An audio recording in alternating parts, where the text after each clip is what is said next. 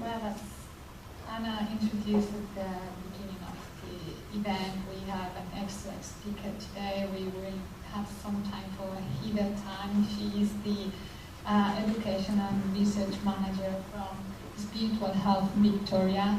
Heather, if you just want to come here, thank you very much for coming today. We have two slides here. That's one over there, but just my notes about spiritual health.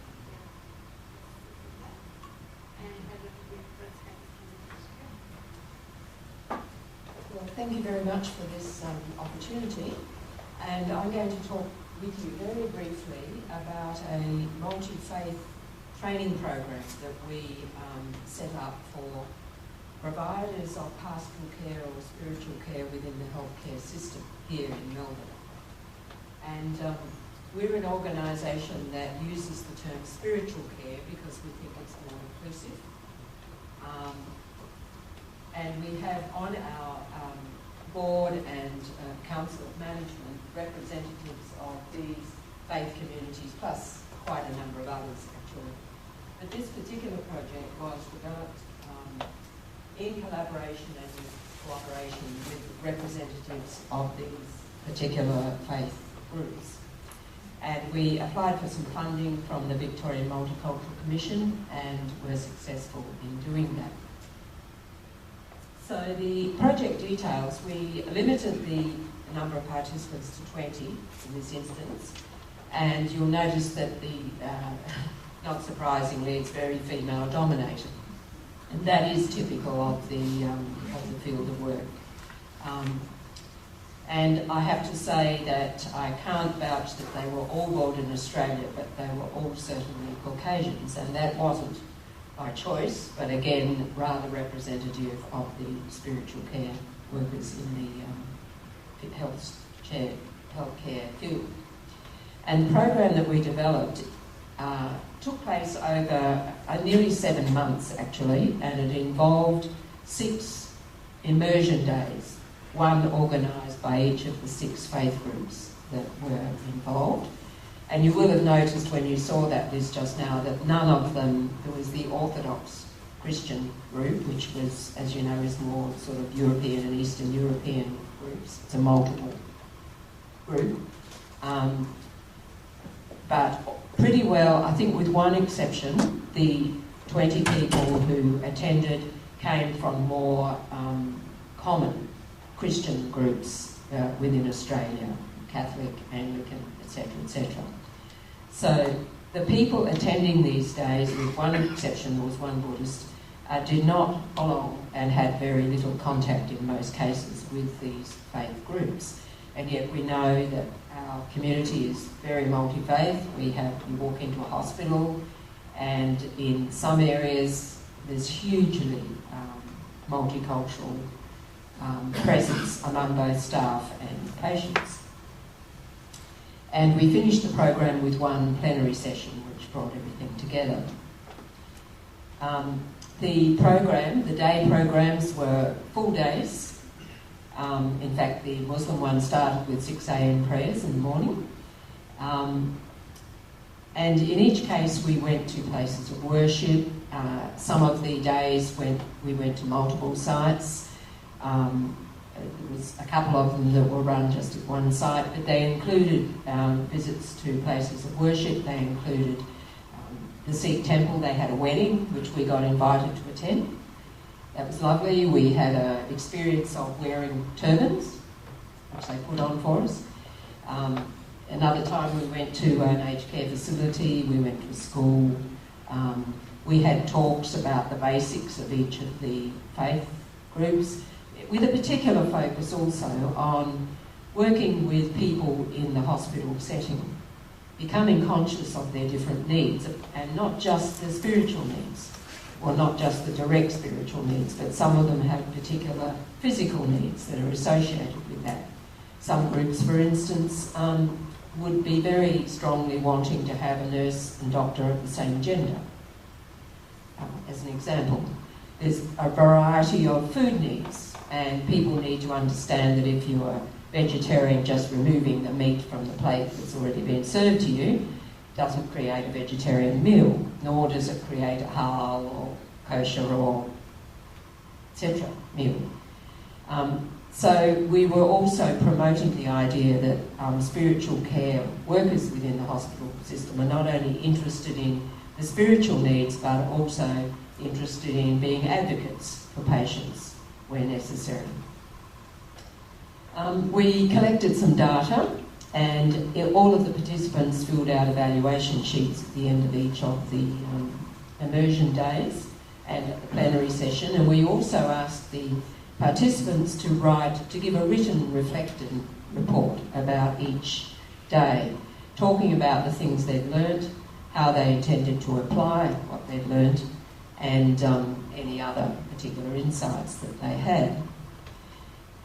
So, in responding to the experience, and I need to emphasise that this project was a very experiential one, and everybody really very much appreciated the differences and what you learn in that situation as opposed to sitting down and listening to a few lectures about different faith groups. So there was a very, very high satisfaction rate with the project. I mean, everybody was more than 80% on all of the measures, things about satisfaction with the program, meeting with your expectations, quality of the catering. We got very spoiled with a whole variety of very delicious food, I might add, and it's things like that. Most of the responses, in fact, were in excess of 90% of very satisfied or satisfied.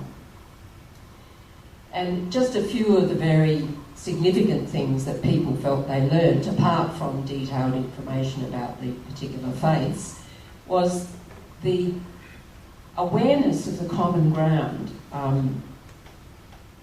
Some of these faith groups particularly had practices and scenarios that were very unfamiliar to these Caucasian Australians, some of whom had never been anywhere else. So the realisation that if you are able to see beyond the obvious differences, that there is in fact a lot of common ground, not only in the basic beliefs within the faith, but in other things too. So people also talked about getting an understanding of the unfamiliar. Concepts like reincarnation and karma, which are very much a part of everyday life for some cultural groups, are pretty unfamiliar to the average Caucasian Australian. Many of the places of worship were very overwhelming almost. The colour and the sounds and the smells and the actions, the way worship involved taking into account all these senses, including body movements in some cases. The impact of culture on people's religious practice, and this is true of every religion, it's certainly true in Christianity. People became very aware that there was a difference between what was actually the religion and what was actually culture. And this became clear too, that within, say, the Buddhist faith, depends where you come from, what you believe and how you practice and what the emphasis is in your faith. I mean, within Christianity it's the same. You can walk into different Christian churches and have quite a different experience. So people were, it was very good and important for them to come to this realisation. And one of the most important outcomes, which I'll got down here, how you apply it, is don't assume anything. That's the first rule, don't assume anything. People were feeling that they could work with both staff and patients and family members of different cultures much more sensitively than they had before. They became aware of how much there was to know, how little they knew, and how there is so much variety, even within the same faith group. they became aware of their responsibility to be an advocate, as I said, to educate other staff, provide information for the nurses, the doctors. The Australian health system's bad enough when you were born in Australia, you speak English and you've got a vague idea how the hospital works. But if you don't do any of those things, it's an unfathomable maze. And so another role that spiritual care people can take in the holistic care of patients is to be advocates, and between the family members and the patients and the staff. So like I said, one of the very major and important outcomes of this was ask. Don't assume that, yes, in the Asian culture, the role of family is very often more important than it is for the Australian Anglo-Saxon family. But don't assume that every Vietnamese person, for example, has family here. They may not. And don't assume that the family member who's doing the most caring is necessarily the family spokesman, because they may not be. And there's a particular setup and hierarchy within the family about who makes the decision quite often. And this needs to be respected. Don't assume that because the patient is quite withered and quite able to speak for themselves that they will. That's not necessarily the custom either. So it's very important to ask. I see that you're a Buddhist, but I understand that there's a range of things. What will be important for you? How can we help you? And there was a range of other insights. I mean, the generosity with which we were treated in so many ways was just really overwhelming.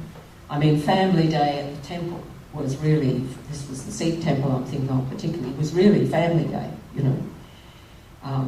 Other places we went to, they had members of the community providing the food, looking after us at mealtime, and giving us the opportunity to mix with people from these places with these particular faith focuses. Another thing that became very evident to some people was that there was so much evidence that the faith was so much a part of everyday life. Not something you might do for an hour on Sunday. Well, that's not ideal for Christianity either, but it was just so much a part of every day. The whole life of that person was tied up in that. As I've said, very sense intensive for sort of fairly basic Protestant Christians who don't have a lot of decorations and stuff in their places of worship. Some of these places were just wow. Very beautiful, but a bit overwhelming when you're not used to it. But also, again, the other side of that is a reminder that if you end up in hospital and you're used to all this around you as a place of worship, I mean, even the multi-faith chapel, and many of them do a very good job of making it acceptable to every faith, is not going to be overrun with this, all the decorations and colour and so on. So, I mean, one example that we were given is the importance of icons to Orthodox Christians, and you walk into the Orthodox Christian churches and the whole place is painted with icons. And just giving them a little card with an icon can be something really important, because it adds that to their very otherwise barren hospital environment. Things like, very important things like how to handle or not handle, as the case may be, the body after death, and the special requirements. I mean, the standard Australian hospital would be rushing the body off to the morgue within 10 minutes so they can put somebody else in the bed. That's a bit of an exaggeration. Not that long, not that short. But the fact is, they want they want the bed, you know. Now, there's some faith groups for whom that would be an awfully wrong thing to do. In fact, they don't want anybody who's not of that faith touching the body at all. So finding out these things and helping the family to organise the appropriate people to come and deal with this situation in a way that's right for these people. We've got about half a minute left. Thanks. So we also had the opportunity to hear from the faith leaders, the leaders for these particular faith groups who were responsible for running the program. And they were able to talk about some of the benefits from their perspective as well. The experience, the way their communities had the opportunity to mix with a group of people who were genuinely open, respectful, and wanting to know about their faith and their beliefs and their practices. So they'd had the opportunity to mix with real people of other faiths. Another interesting thing came out from a couple of groups, and they said that within their religion there's, multiple denominations, if you like, to use a Christian term, which probably doesn't apply, but multiple groups. The Buddhist person explained to us, for example, that, if you come from Japan, your ideas and beliefs are a bit different than if you come from Sri Lanka, for example. But within the Buddhist community in Melbourne, there are leaders with all these groups, and they don't often actually sort of work together much. And the same was said in Judaism. There's the ultra-Orthodox, there's the more modern ones, there's the progressive, etc., etc. And they said that it was of real value to them as leaders within their own faith communities to actually get together and work out together how they could provide a comprehensive program which would teach us something about all aspects across the spectrum. And some of them are developing pastoral care training programs of their own for people of their own faith, so that these people can be available in hospitals as well to help the Buddhists, the Muslims and the Jewish people have all run training programs for volunteers.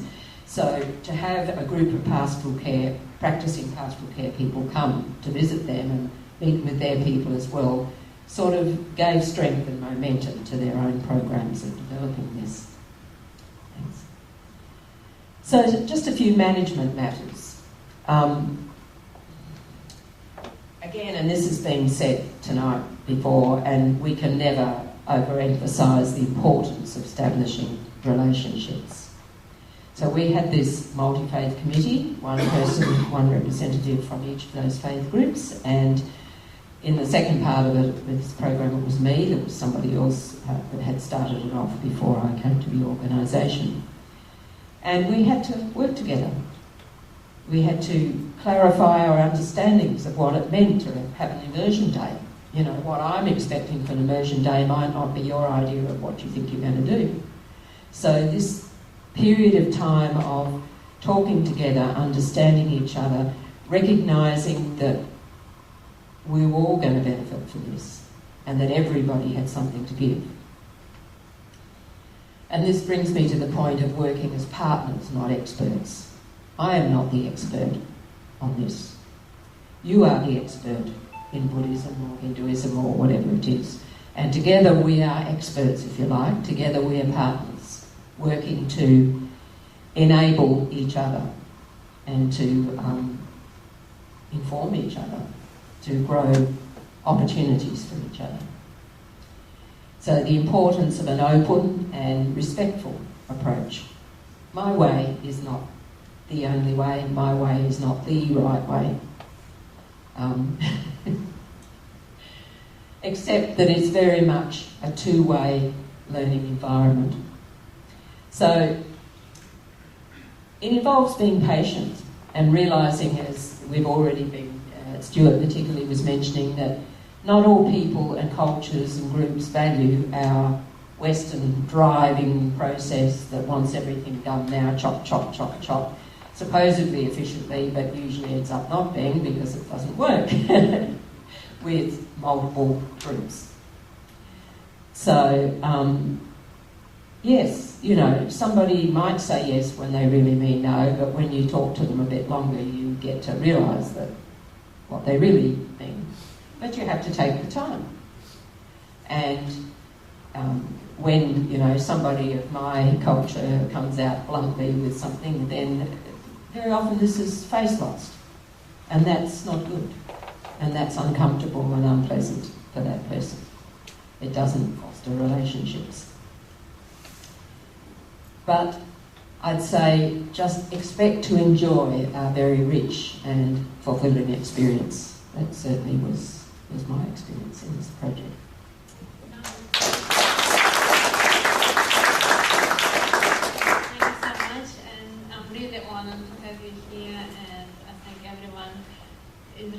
Had really enjoyed your presentation, and I really feel better to know that there are people out there, health professionals, who have knowledge and awareness of all our different religions, not just the main religion. So, and yeah, plus thank you to all of your organizations. Thank you, you're doing a fantastic job. Would you agree with that, guys?